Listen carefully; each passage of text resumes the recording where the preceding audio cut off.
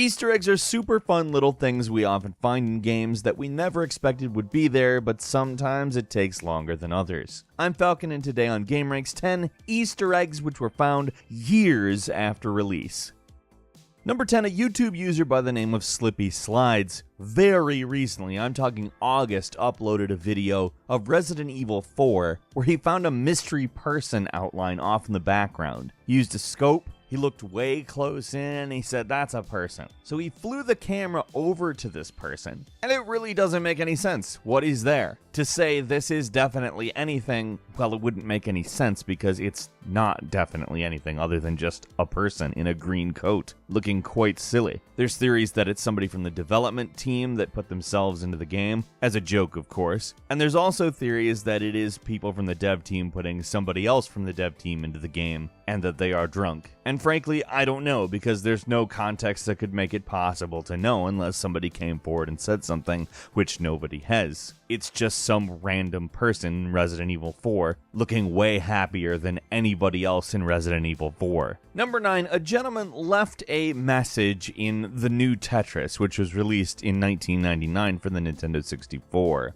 David Preedy, also known as Martial Artist or Martist, who unfortunately died a few years after the game was released actually, left this amazing rant inside the code of the new Tetris. It's basically about how the company was terrible, but the people at the company were awesome, and that he was truly their friends, but that all of the management was terrible, and the team was rushed, and the product didn't come out how they wanted it to. There are actually other rants embedded in this game. That's not the only rant. There's also a bunch of text art. There's some quotes from an adult film, pot leaves, the Nintendo 64 logo, the logo for the game, and even a quote-unquote cheat code, which was really a crash screen that they wrote a cheat code on, so they could actually ship the game with Nintendo's seal of quality on it. Oh, it's so brilliant. It's wonderful. The game is a train wreck, by the way, very buggy and bad. You would often find the secret cheat. Number 8, there's an Easter egg in Gears of War 3 that was found 5 years after the game was initially released, which would allow you to play Duck Hunt. Well, not really Duck Hunt per se, Locust Hunt, and you're able to access it by finding specific coins and shooting them in a specific order. It's one of those cheats where you'd pretty much have to happen across it by accident. Like, you have to be like, oh, shoot the coins, man. Or somebody working on the game has to say, hey, look what you can do. You can play Duck Hunt with a bunch of locusts if you do this, to somebody who remembers it or writes it down and then tells other people. And I don't think that's what happened, because the person who posted it 5 years later really didn't seem to be like they were involved in the game or knew anybody. It's just some random, so that's cool as hell actually. Number 7, in Halo 3 there is an Easter egg if you click both sticks on the loading screen on December 25th. Now that sounds like it might be Christmas related, yes? Oh, certainly this must have something to do with many's most hallowed of days. No,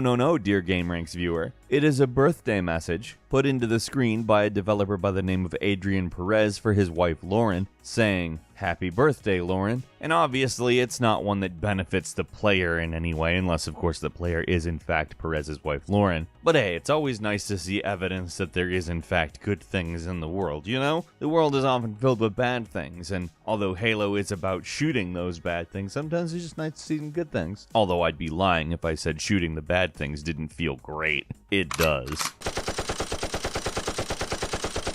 Number 6, Grand Theft Auto 5 players found a new cell phone secret last year. Specifically, they found a new number you can dial that connects you to quote-unquote black cell phones, which I don't know what that even is supposed to mean. But it does create an explosion on the screen and change the appearance of the phone. People have tried to find connections to it within other areas of the game, and people haven't found anything because, well, it seems totally random. It doesn't seem like something that somebody was like, all right, this is part of something else. But hey, it's just cool when you find something like that. This is totally off the wall. You're like, what? What is this about?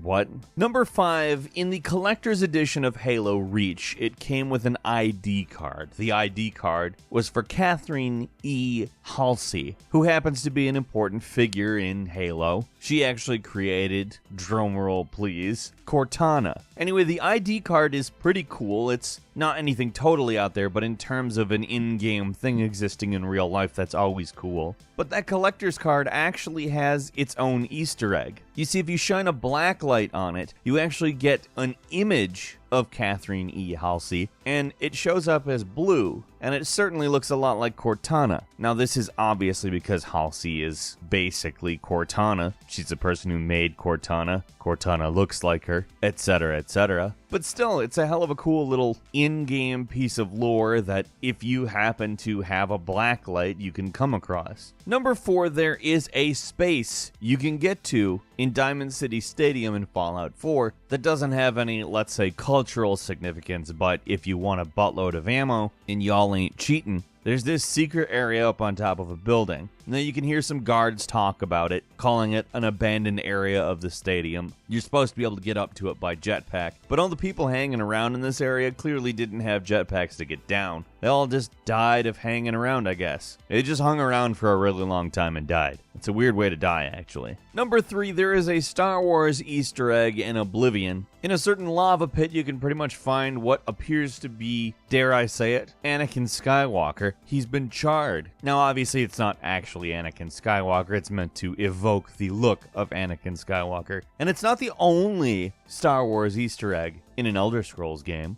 They did Wampa references in ice caves. There's enchanted swords that end up glowing a green tint after you successfully enchant them. If it doesn't evoke Star Wars for you, then maybe you don't think in Star Wars references like every other person on the planet. I certainly do. Number 2, 33 years ago, an Apple II game called Gumball was released. It was created by a programmer by the name of Robert A. Cook. The copyright protection of the game was by Roland Gustafson, who was, by the way, a huge innovator in the field of copy protection. But back then it was very easy to copy things. You would just buy a machine and the machine would copy it, and that would be that. Unless, of course, you were copying something by Roland Gustafson. Anyway, 4 a.m., a hacker who has been archiving old Apple II games because nobody else is, spent a ton of time cracking the copy protection, and, well, he did. He found a cipher. He solved the cipher, and he ended up finding a message. Either you are an excellent game player or got a program breaker. You are certainly one of the few people that will ever see this screen. This is not the end, though. In another Broder Run product, type Zodware for more puzzles. Have fun. Bye. RAC. RAC being Robert A. Cook, who, by the way, congratulated 4am, saying, "Well done. I assumed it would take 1,000, but you solved it in a mere 33 years. And finally, at number 1, somebody discovered an Easter egg in the original Punch-Out 30 years later. When you're fighting either Piston Honda or Bald Bull, they both have a special move where they rear back. At the very second you can hit them at their weakest and end up pretty much ending the fight in a TKO. There's a little guy with a beard off in the background who will duck at the exact second you need to press the button. And if during those fights, that is when you punch, you will TKO them every time.